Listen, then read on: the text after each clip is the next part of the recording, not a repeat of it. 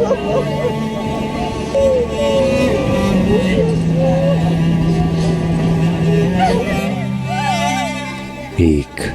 पत्नी के लिए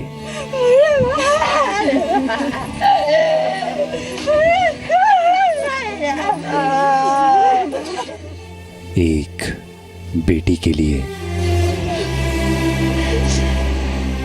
और पूरे परिवार के लिए।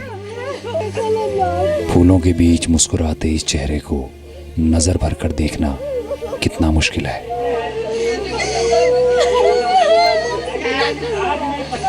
मदद मांगे लेकिन कोई हेल्प नहीं किया। कैसे यकीन करें कि सिर्फ 14 दिन पहले जो हंसता बोलता इंसान सबके साथ था, आज वो सिर्फ और सिर्फ तस्वीर बनकर रह गया। उस समय में डॉक्टर नहीं मिला, यदि मिल जाता कुएं में मेरे पापा बच जाते हैं।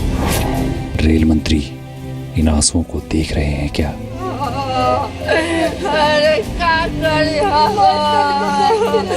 मेरे पापा ट्रेन में तड़पे हैं। 2 हफ्ते पहले जब श्रीकांत सिंह ट्रेन में बैठे थे,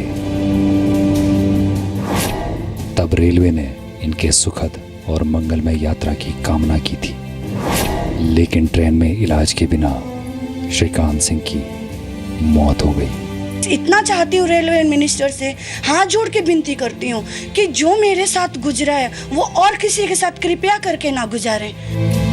एक के बाद एक स्टेशन गुजरते रहे, टीटी बदलते रहे, आश्वासन देते रहे, लेकिन ट्रेन में इलाज नहीं मिला, डॉक्टर नहीं आया, मौत आ गई। नमस्कार, आप देख रहे हैं स्पेशल रिपोर्ट। मैं हूं आपके साथ मीमांसा मलिक। 12 स्टेशन गुजर गए, सुबह से शाम हो गई, घर वाले मदद की गुहार लगाते रहे। रेलगाड़ी में एक यात्री तड़पता रहा, लेकिन कोई इलाज नहीं मिला और डॉक्टर के आने से पहले यात्री की मौत आ गई। जी न्यूज हमेशा आम लोगों से जुड़े मुद्दे उठाता रहा है और हम चाहेंगे कि आज ये खबर आप सभी लोग खुद भी देखें और अपने दोस्तों, रिश्तेदारों या जानने वालों को भी देखने के लिए कहें, क्योंकि ट्रेन से हम सभी लोग जुड़े हुए हैं। ट्रेन से हर रोज करीब 2.5 करोड़ भारतीय सफर करते हैं और ट्रेन में किसी के भी साथ सेहत से जुड़ी इमरजेंसी हो सकती है। और ये खबर कोलकाता के रहने वाले श्रीकांत सिंह के बारे में है, जो भारत के करोड़ों यात्रियों की तरह ट्रेन में सफर कर रहे थे, लेकिन यात्रियों के सुखद और मंगलमय यात्रा का रेलवे का अनाउंसमेंट यहां झूठा और खोखला साबित हो गया और इलाज की जगह एक यात्री को मौत मिल गई।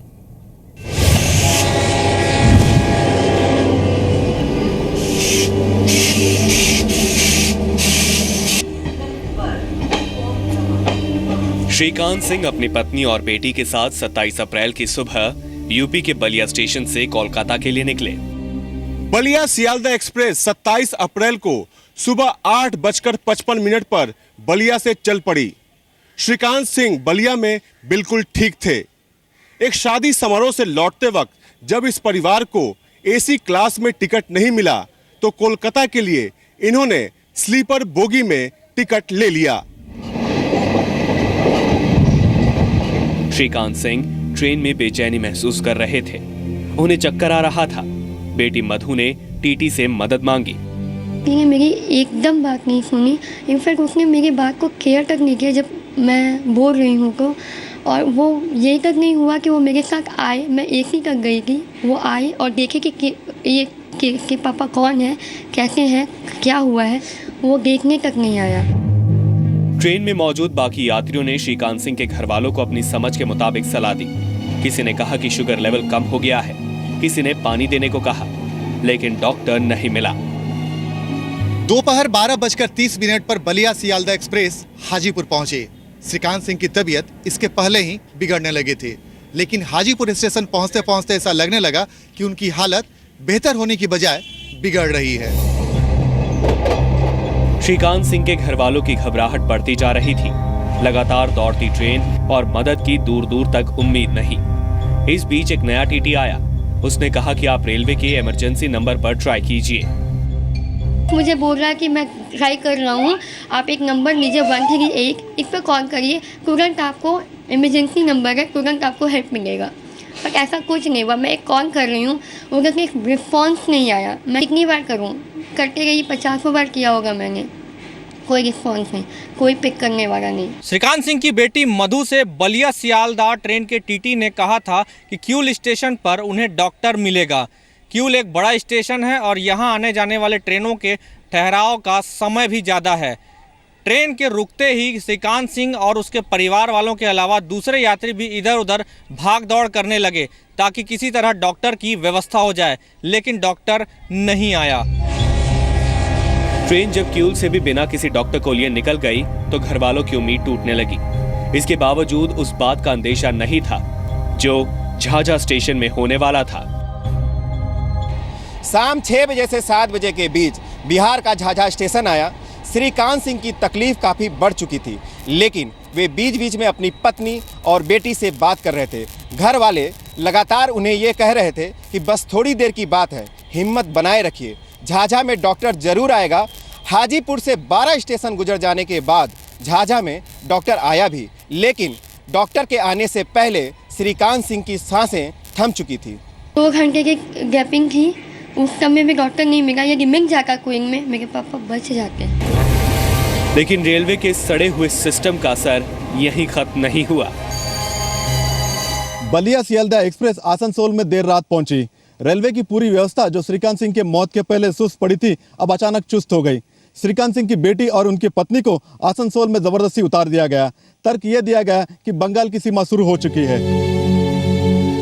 आसनसोल में श्रीकांत सिंह की डेड बॉडी को वहां के सरकारी अस्पताल ले जाया गया। अगले दिन यानी 28 अप्रैल की सुबह डेड बॉडी के लिए श्रीकांत सिंह के बेटे रवि पहुंचे तो उनके साथ क्या हुआ आप खुद सुनिए। अभी सेंसिटिविटी नाम की चीज़ नहीं है उन डॉक्टर्स में।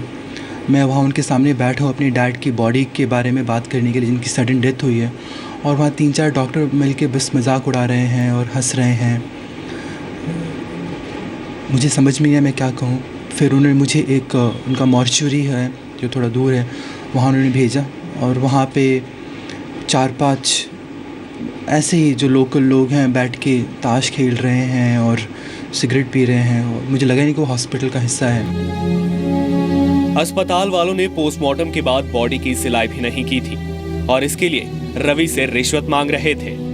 कि बॉडी अंदर ऐसी कूड़े के बीच में पड़ी हुई मैंने देखी। मतलब आप देख सकते हैं प्लास्टिक के रैपर्स, पॉलीथीन पैकेज सब बिखरा पड़ा है, उसके बीच में डैडी की बॉडी ऐसी पड़ी हुई है और वो कट ओपन है, अनस्टिच्ड।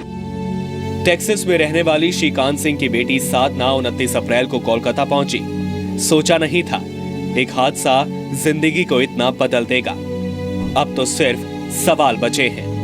सुरेश प्रभु जी से ये जनरली पूछना चाहूँगी कि जब हम लोग बजट वहाँ हम बैठ के इंडिया के न्यूज़ सुन कर खुश होते हैं, हमारा देश तरक्की करने लगा, अब हमें ये सुविधा मिलने लगी, जब हमें ज़रूरत पड़ रही है वो सुविधा कहाँ है? जब श्रीकांत सिंह के घर वाले शिकायत दर्ज कराने जीआरपी थाने पहुंचे तो वहां भी सब कुछ बहुत मुश्किल था। CS Prasad commercial manager of eastern railway, उसके पास हमें रेफ़र किया। हम उसके रूम में जाके बैठे हैं, उनसे हमने बात की और उन्हें बताया कि हमने रेलवे मिनिस्ट्री में ट्वीट किया है अराउंड 10:30 ये केस है।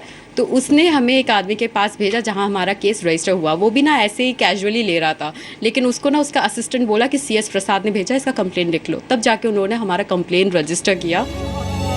श्रीकांत सिंह के घर वाले अब इंसाफ चाहते हैं ताकि जो उनके साथ हुआ दोबारा किसी के साथ ना हो।